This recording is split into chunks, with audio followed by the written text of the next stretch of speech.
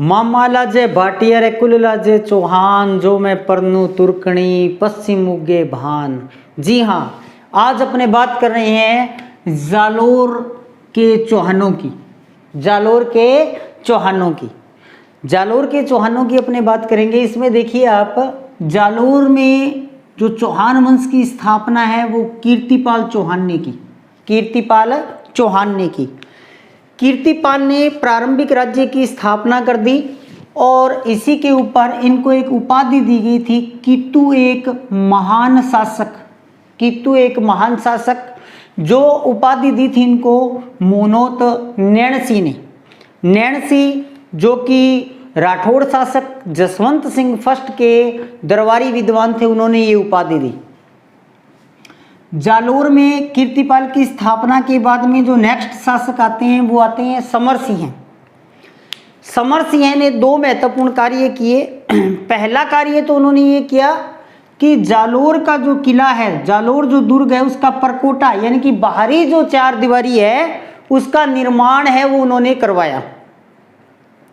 जबकि दूसरा महत्वपूर्ण कार्य उन्होंने क्या किया कि दुर्ग के अंदर एक शस्त्रागार बनाया और एक कोष्ठागार बनाया। हथियार रखने के लिए और अनाज रखने के लिए दो महत्वपूर्ण स्थानों का निर्माण भी किसने करवाया? समर सिंह ने करवाया। समर सिंह के बाद में जो शासक आते हैं वो आते हैं उदय सिंह। उदय सिंह एक शक्तिशाली शासक के रूप में विख्यात हुए। उदय सिंह के समय जालोर एक शक्तिशाली राज्य बन गया, यानी कि उत्तर भारत के अंदर जालोर की जो गणना है वो एक शक्तिशाली राज्य के रूप में होने लगी। इसी समय दिल्ली सल्तनत के सुल्तान इल्तुतमिश ने जालोर पर आक्रमण किया, किंतु वह सफल नहीं हुए, यानी कि यह आक्रमण उनका असफल रहा। तो उदय सिंह के समय एक शक्तिशाली राज्य है वो स्थापित हो चुका था, या इल्तुतमिश ने यहाँ पर आक्रमण किया। इन सब की जानकारी अपने को समकालीन मुस्लिम रचना ताज उल मासीर से मिलती है। ताज उल मासीर ग्रंथ से मिलती है और ये ग्रंथ जो है वो हसन निजामी द्वारा लिखा गया है। ग्रंथ जो है वो हसन निजामी द्वारा लिखा गया है। उदय सिंह के बाद में शासक आते हैं सामंत सिंह। सामंत सिंह के समय दिल्ली सल्तनत के दो सुल्तानों, एक बलबन का और एक जलालुद्दीन का, दोनों का असफल आक्रमण है वो होता है और सामंत सिंह जो है अपने पुत्र कान्नड़ देव के पक्ष में सिंहासन त्याग देते हैं, यानी कि सिंहासन छोड़ देते हैं। तो ये प्रारंभिक जालोर की जो जानकारी है वो प्रारंभिक जानकारी है। कीर्तिपाल ने वंश की स्थापना कर दी, समर सिंह ने दुर्ग का परकोटा बनवा दिया, उदय सिंह ने इस राज्य को शक्तिशाली राज्य बना दिया और सामंत सिंह जो थे उन्होंने अपने पुत्र के पक्ष में सिंहासन छोड़ दिया या त्याग दिया, या बलबन और जलालुद्दीन का इनके समय आक्रमण है वो होता है। इस वंश के सबसे महत्वपूर्ण शासक थे कान्नड़ देव चौहान या कान्नड़ देव सोनगरा, जो कि 1305 से लेकर 1311 तक शासक रहते हैं। 1305 से लेकर 1311 तक है शासक रहते हैं। इनके समय में अलाउद्दीन खिलजी जो है उनका आक्रमण है वो होता है, उसकी अपने बात करेंगे। लेकिन प्रथमतः अपने बात करते हैं कि कान्नड़ देव सोनगरा की अपने को जानकारी कौन कौन से स्रोतों से है वो उपलब्ध होती है। तो देखिए, कुल मिला के 4 या 5 किताबें हैं जिनसे अपने को इनकी विस्तृत जानकारी है वो प्राप्त होती है।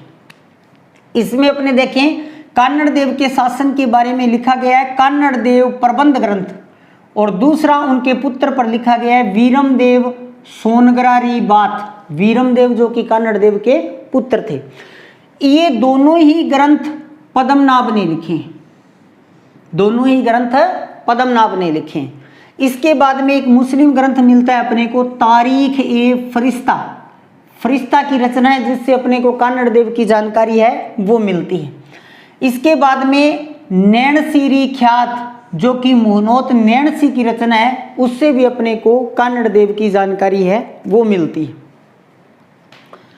खजाइन उल फुतुह अमीर खुसरो की रचना है और इससे भी अपने को कन्नड़ देव सोनग्रा की जानकारी है वो प्राप्त होती है। अब देखिए, जिस समय अलाउद्दीन शासक बनते हैं, अलाउद्दीन शासक बनते ही क्या करते हैं, भारत विजय की योजना बनाते हैं। भारत विजय की योजना है वो बनाते हैं। भारत विजय की योजना के अंदर उनको दो महत्वपूर्ण चीजों की आवश्यकता थी। एक तो उन्हें अत्यधिक धन की आवश्यकता थी, एक उन्हें सेना के लिए घोड़ों की आवश्यकता थी। वो दोनों की दोनों चीजें उन्हें गुजरात से प्राप्त हो सकती थी, क्योंकि गुजरात के अंदर जो सोमनाथ मंदिर था उसके बारे में अलाउद्दीन सुनता है कि उसमें अपार धन है और साथ ही साथ गुजरात में अच्छी नस्ल के घोड़े भी उपलब्ध थे। तो इसके लिए भारत विजय के लिए इन दो चीज़ों को प्राप्त करने के लिए अलाउद्दीन सबसे पहले 1298 के अंदर क्या करता है, गुजरात के लिए एक विशाल सेना भेजता है। उस सेना के अंदर 4 प्रमुख सेनापति नुसरत खां, उलूग खां, अल्पा खां और मोहम्मद शाह, ये 4 सेनापति विशाल सेना के साथ जाते हैं। अब सेना जो होती है वो दिल्ली से चलती है और दिल्ली से चलकर जालोर की सीमा पर आ जाती है। जालोर में उस समय शासक थे सामंत सिंह। ये सामंत सिंह हैं जो कि कन्नड़ देव के पिता थे। सामंत सिंह इस सेना को गुजरात जाने के लिए रास्ता नहीं देता है। सेना यहाँ से घूमती है, मेवाड़ आ जाती है। मेवाड़ में उस समय शासक थे समर सिंह और समर सिंह इस सेना को रास्ता देने के बदले कर है वो इनसे प्राप्त करता है। उसके बाद में यहाँ ये सेना आती है, सोमनाथ मंदिर को लूटती है, लूटकर पुनः जालोर की सीमा पर आ जाती है। जालोर की सीमा पर आने के बाद में धन के बंटवारे को लेकर इन सेनापतियों में आपस में युद्ध हो जाता है, लड़ाई हो जाती है और यहाँ से भागकर मोहम्मद शाह जो है वो रणथंबोर आ जाता है। इसीलिए अलाउद्दीन क्या करता है, रणथंबोर पर भी आक्रमण करता है। बचे हुए 3 सेनापतियों में जो उलूग खां होता है वो गुजरात रुकता है और नुसरत खां दिल्ली आकर सारी जो पटकथा है वो बताता है अलाउद्दीन खिलजी को। उसके बाद में अलाउद्दीन खिलजी जो है वो क्या करता है, वो स्पष्ट आदेश देता है कि राजस्थान की जितनी भी छोटी बड़ी रियासतें हैं सबसे पहले उन रियासतों को क्या किया जाए, विजित है वो किया जाए। और इस अभियान के अंतर्गत अलाउद्दीन खिलजी जो है वो राजस्थान में आक्रमण का क्रम है वो जारी कर देता है। सबसे पहले 1301 में रणथंबोर आक्रमण किया जाता है, रणथंबोर पे आक्रमण किया जाता है। उसके बाद में 1303 में चित्तौड़ में आक्रमण होता है। उसके बाद में 1305 में जालोर आक्रमण होता है। उसके बाद में 1308 में सिवाना बाड़मेर पर आक्रमण होता है। उसके बाद में 1311 में पुनः जालोर पर आक्रमण होता है। उसके बाद में 1311 में जैसलमेर पर आक्रमण होता है, जैसलमेर पर आक्रमण होता है। तो अलाउद्दीन खिलजी के ये राजस्थान में महत्वपूर्ण 6 आक्रमण होते हैं। इन 6 आक्रमणों में से मात्र एक यह 1305 वाला ऐसा आक्रमण था जिसमें जौहर नहीं हुआ था, जौहर नहीं हुआ था, यानी कि यहाँ पर किसी भी प्रकार का कोई युद्ध नहीं होता है। रणथंबोर में भी जौहर हुआ था, चित्तौड़ में भी हुआ था, सिवाना में भी, जालोर में पुनः जब आक्रमण हुआ तब भी जौहर हुआ, और जैसलमेर में भी जौहर हुआ।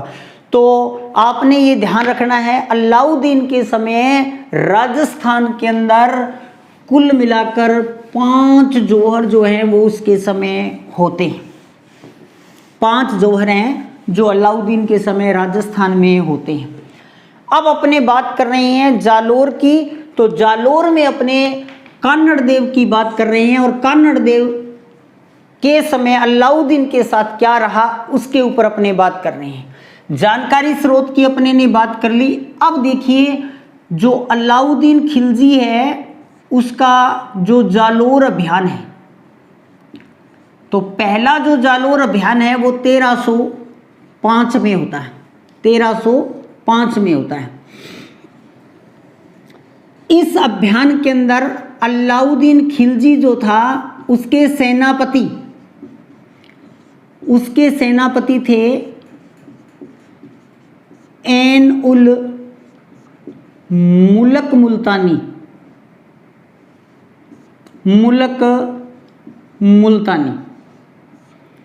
अलाउद्दीन खिलजी मुल्क मुल्तानी के नेतृत्व में एक विशाल सेना भेजता है, किसके लिए? कान्नड़ देव को पराजित करने के लिए, कान्नड़ देव को पराजित करने के लिए। ऐन उल मुल्क मुल्तानी जो था वो ये सोचता है कि एक छोटा राज्य है, ये अगर मैं यहाँ पर आक्रमण करूँगा तो ये राज्य बर्बाद हो जाएगा, तो एक संधि करके देखते हैं, एक प्रयास करके देखते हैं।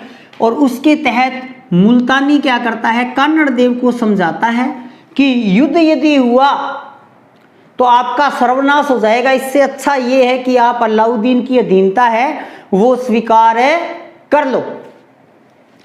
तो मुल्तानी के समझाने पर कान्नड़ देव क्या करता है, अलाउद्दीन की अधीनता स्वीकार कर लेता है, अलाउद्दीन की अधीनता स्वीकार कर लेता है,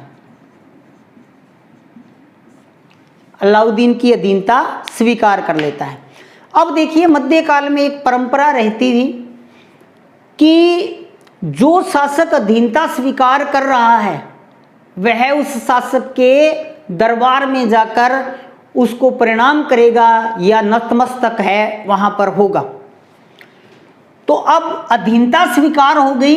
अधीनता स्वीकार होने के बाद में दिल्ली में कौन गया? दिल्ली दरबार में कान्नड़ देव गया या कान्नड़ देव का पुत्र गया? इसके ऊपर इतिहास में कुछ मतभेद हैं, तो उनकी अपने बात करेंगे कि वो मतभेद क्या हैं। तो दिल्ली दरबार में जो उपस्थित थी उसके 3 मत हैं, यानी कि दिल्ली दरबार के अंदर कौन कौन गया इसके अपने को इतिहास में 3 मत मिलते हैं, 3 मत मिलते हैं। पहला मत क्या मिलता है? पहला मत मिलता है कान्नड़ देव दिल्ली गया, कान्नड़ देव जो है वो दिल्ली गया।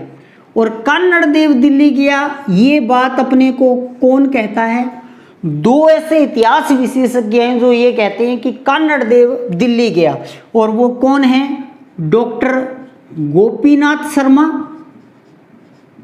डॉक्टर गोपीनाथ शर्मा, और दूसरे महान व्यक्ति हैं डॉक्टर दशरथ शर्मा। इन्होंने अपने इतिहास ग्रंथ में इस चीज का उल्लेख किया है कि कान्नड़ देव दिल्ली गया। और जब कान्नड़ देव दिल्ली गया तो कान्नड़ देव के दिल्ली जाने पर एक दिन क्या होता है? एक दिन ये होता है कि अलाउद्दीन खिलजी अपने सेनापतियों से ये कह रहा था कि भारत का प्रत्येक शासक जो है वो मेरे सामने नतमस्तक है। तो इस बात पर गुस्सा आ जाता है किसको? कान्नड़ देव को। और कान्नड़ देव क्या करता है? अलाउद्दीन को ललकार कर जालोर वापस आ जाता है। दूसरा जो मत है इसका, दूसरा मत ये है कि कान्नड़ देव का जो पुत्र था वीरमदेव, वीरमदेव दिल्ली गया, वीरमदेव दिल्ली गया। ये भी अपने को 2 व्यक्ति कहते हैं। कौन कौन कहते हैं? पहला व्यक्ति है पद्मनाभ, पद्मनाभ, यानी कि वीरमदेव सोनग्रारी बात के अंदर ये कहा गया है कि वीरमदेव है कन्नड़ देव का पुत्र, वो दिल्ली गया। और दूसरा मोहनोत नैणसी भी ये कहते हैं कि कौन, वीरमदेव दिल्ली गया। वीरमदेव जब दिल्ली गया तो वीरमदेव के दिल्ली जाने के बाद में वीरमदेव जो है वो अलाउद्दीन के दरबार में आते जाते थे। उन्हें आते जाते हुए अलाउद्दीन की जो पुत्री है फिरोजा, वो उन्हें देखती है और वो वीरमदेव पर मोहित है, वो हो जाती है। वीरमदेव पर मोहित है, वो हो जाती है। यानी कि वीरमदेव दिल्ली गए और वीरमदेव दिल्ली दरबार में हैं और अलाउद्दीन खिलजी की पुत्री है फिरोजा। और फिरोजा क्या करती है, आते जाते वीरमदेव को देखती है। वीरमदेव को देखकर वो उनसे प्रेम करने लगती है, प्रेम करने लगती है। इस बात का जब पता अलाउद्दीन को चलता है तो सबसे पहले वो क्या करता है, फिरोजा को समझाता है। लेकिन फिरोजा दो टूक शब्दों में कह देती है कि यदि मैंने विवाह करना है तो वो वीरमदेव से करना है, अन्यथा मैं विवाह ही नहीं करूंगी। इस बात पर अलाउद्दीन खिलजी क्या करता है, वीरमदेव को विवाह प्रस्ताव भेज देता है। विवाह प्रस्ताव जो है वो भेज देता है। और जैसे ही वीरमदेव को ये विवाह प्रस्ताव मिलता है वो आश्चर्यचकित हो जाता है कि ये कैसे हो गया, क्योंकि ये सब पूरे प्रकरण से अनजान था, पूरे प्रकरण से अनजान था। तो ये सोचता है कि ये कैसे हो गया। अब ये मुस्लिम लड़की से विवाह करना नहीं चाहता, एक संदेशवाहक को बुलाता है। उस संदेशवाहक को एक चौपाई के रूप में एक चौपाया लिख के देता है और ये कहता है कि ये संदेश मेरा अलाउद्दीन के पास आपने भेजना है। और वो संदेशवाहक जब तक संदेश लेकर अलाउद्दीन के पास जाता है उससे पहले ही ये क्या करता है, दिल्ली छोड़ देता है। चौपाया क्या होता है, चौपाया होता है कि मामा लाजे भाटिया और कुल लाजे चौहान, जो मैं परनू तुर्कणी पश्चिम उगे भान। यानी कि मामा लाजे भाटिया, इसके जो मामा थे वो भाटी थे, यानी कि मेरे मामा का कुल भाटी लज्जित हो जाएगा। कुल लाजे चौहान, मेरा खुद का जो कुल है चौहान वो भी लज्जित हो जाएगा। जो मैं परनू तुर्कणी, यदि मैं मुस्लिम लड़की से विवाह करता हूं तो पश्चिम उगे भान, ये तब भी संभव नहीं है। भान का मतलब सूर्य होता है कि यदि सूर्य पश्चिम से उग जाए तो भी ये संभव नहीं है। तो इतना कह के ये दिल्ली से निकल जाता है और वापस कहाँ आ जाता है, जालोर आ जाता है। ठीक है। तीसरा मत है फरिश्ता का, और फरिश्ता ये कहता है कि कान्नड़ देव और वीरमदेव ये दोनों ही दिल्ली जाते हैं और जो भी बात रही हो अलाउद्दीन से नाराज होकर वापस जालोर आ जाते हैं।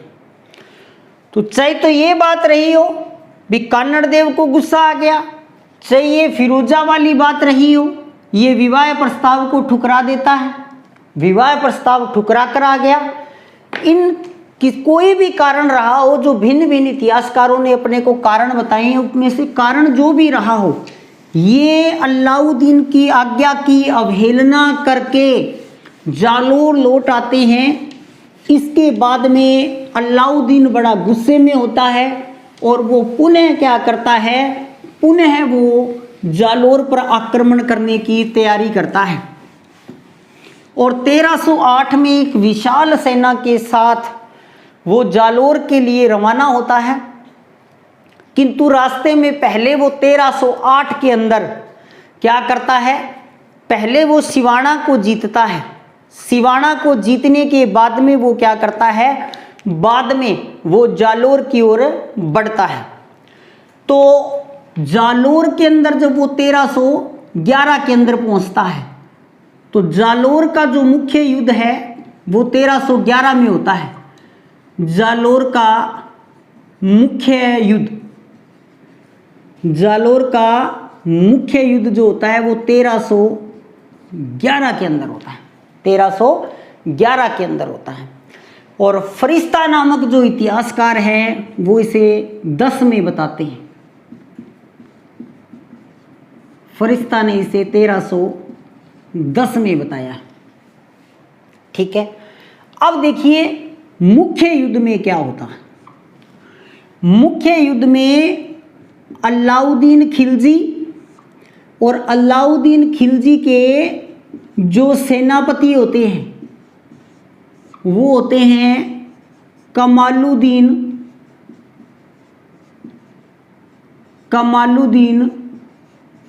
गुर्ग, और सामने है कान्नड़देव सोनगरा। कान्नड़देव सोनगरा। कमालुद्दीन गुर्ग आता है, आकर दुर्ग को घेर लेता है। पहाड़ी पर बना दुर्ग है इसलिए वो घेरे हुए बैठा रहता है। जब कोई बात नहीं बनती है तो ये देखता है कि इस दुर्ग को जीतना संभव नहीं है, क्या किया जाए। ये ऐसी कमजोर कड़ी ढूंढते हैं कि जो टूट जाए और इनके पक्ष में हो जाए, और वो कमजोर कड़ी जो है वो कमालुद्दीन को मिल जाती है। कान्नड़ देव का एक मंत्री होता है दैया सरदार बिक्का। दैया सरदार बिक्का कमालुद्दीन क्या करता है, दैया सरदार बिक्का को लालच देता है कि यदि जालोर दुर्ग पर मेरा अधिकार हो गया तो मैं आपको शासक बना दूंगा। दैया सरदार बिक्का इससे समझौता कर लेता है कि मैं दुर्ग का जो कमजोर भाग है वो आपको बताऊंगा, उसके बदले में आप मेरे को जालोर का शासक बनाएंगे। ये संधि हो जाती है। इस संधि होने के बाद में दैया सरदार बिक्का क्या करता है, दुर्ग का कमजोर भाग, दुर्ग का कमजोर भाग राई के माध्यम से बताता है, राई के माध्यम से बताता है।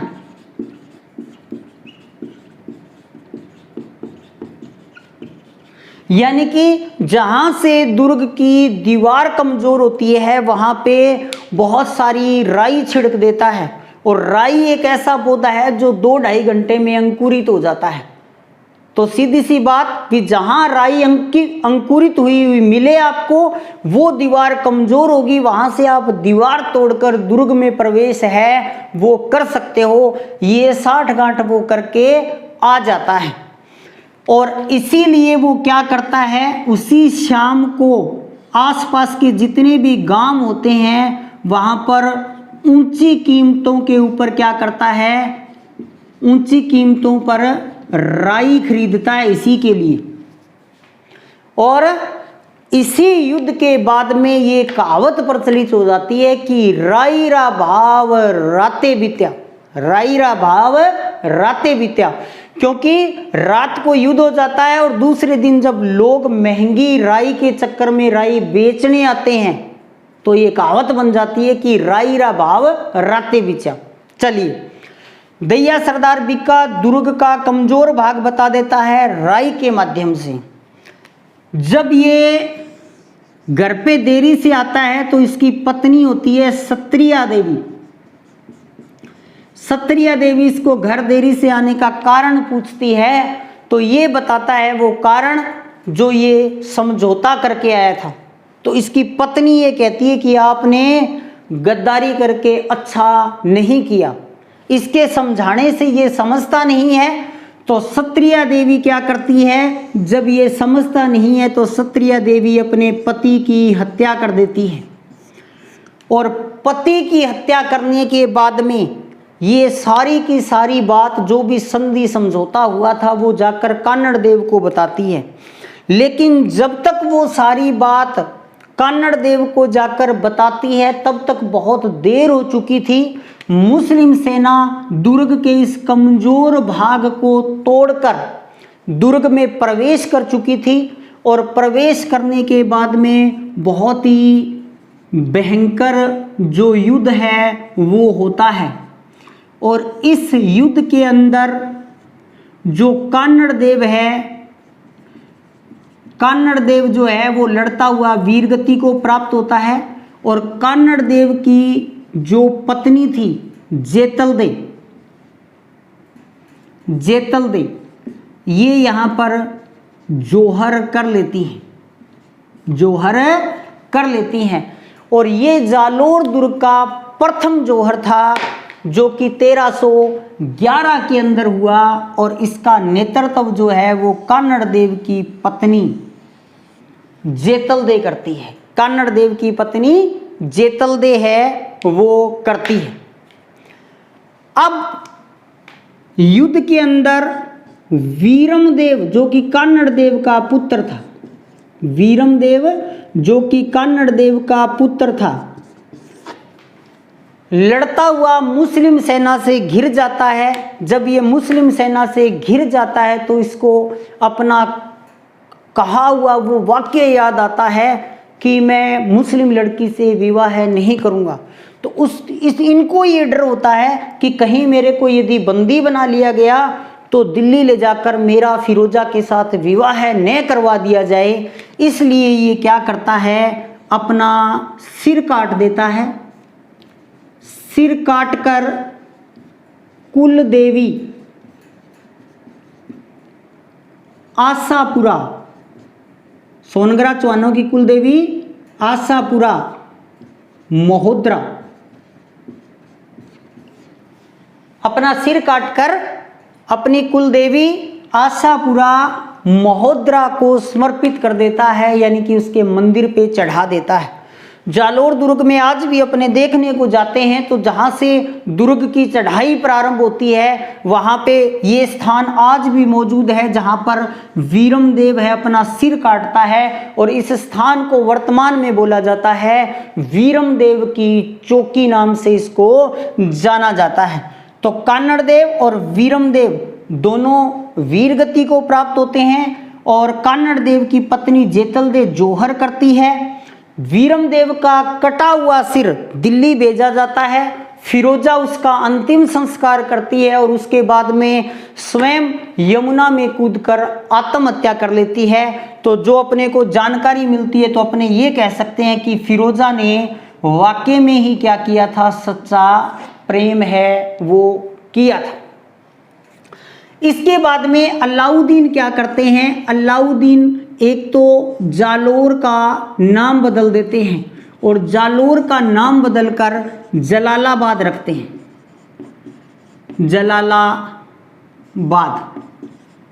जलालाबाद रखते हैं। अलाउद्दीन ने 3 स्थानों का नाम बदला था, तो उसमें से एक तो जालोर जलालाबाद, एक वो नाम बदलते हैं सिवाना का नाम वो रखते हैं खेराबाद, और एक वो नाम बदलते हैं चित्तौड़ का, और चित्तौड़ का नाम वो रखते हैं खिजराबाद। तो जालोर का नाम बदलकर क्या रख दिया, जलालाबाद रख दिया। और जालोर दुर्ग में ही वो क्या करते हैं, एक मस्जिद का निर्माण करवाते हैं। एक मस्जिद का निर्माण करवाते हैं जिसे 3 नामों से जाना जाता है, और तीनों ही जो नामों से जाना जाता है वो तीनों ही प्रतियोगी परीक्षा में नाम पूछ लिए गए हैं। इसे कहते हैं अलाउद्दीन की मस्जिद, इसे कहते हैं फिरोजा मस्जिद, और इसे कहते हैं तोपखाना खाना मस्जिद। तो आप अलाउद्दीन की मस्जिद कह दो, फिरोजा मस्जिद कह दो या तोप खाना मस्जिद कह दो, कौन से दुर्ग में है? जालोर दुर्ग में है। जालोर का जो दुर्ग है वो सोनग्रा चौहानों की वीरता के लिए जाना जाता है। सोनग्रा चौहानों की वीरता के लिए जाना जाता है। यहां पर आपने महत्वपूर्ण बात यही ध्यान रखनी है कि जालोर दुर्ग में जो पहला युद्ध नहीं हुआ था, एक समझौता हुआ था, पहली बार जब सेना आती है तब यहाँ पे अलाउद्दीन का जो सेनापति है वो मुल्तानी आया था, जो कि समझौता करवाता है। और जो मुख्य युद्ध होता है उसमें अलाउद्दीन का सेनापति था कमालुद्दीन, जो कि दैया सरदार बीका को फंसाता है। दैया सरदार बीका दुर्ग का कमजोर भाग बताता है और उसकी पत्नी सत्रिया देवी उसकी हत्या करके सारी बात कान्नड़ देव को बताती है। देरी हो गई, भयंकर युद्ध हुआ, युद्ध में कान्नड़ देव मारा गया, उसकी पत्नी जेतल देव ने जोहर किया। कान्नड़ देव का पुत्र वीरम देव जो होता है अपना सिर काटकर कुलदेवी आशापुरा को चढ़ा देता है। यहाँ पे वीरम देव की चौकी नामक स्थान आज भी मौजूद है और युद्ध के बाद में जालोर का नाम जलालाबाद रख दिया जाता है और अलाउद्दीन एक मस्जिद का निर्माण करवाता है जिसे 3 नामों से जाना जाता है: अलाउद्दीन की मस्जिद, फिरोजा मस्जिद या तोपखाना मस्जिद। Thank you.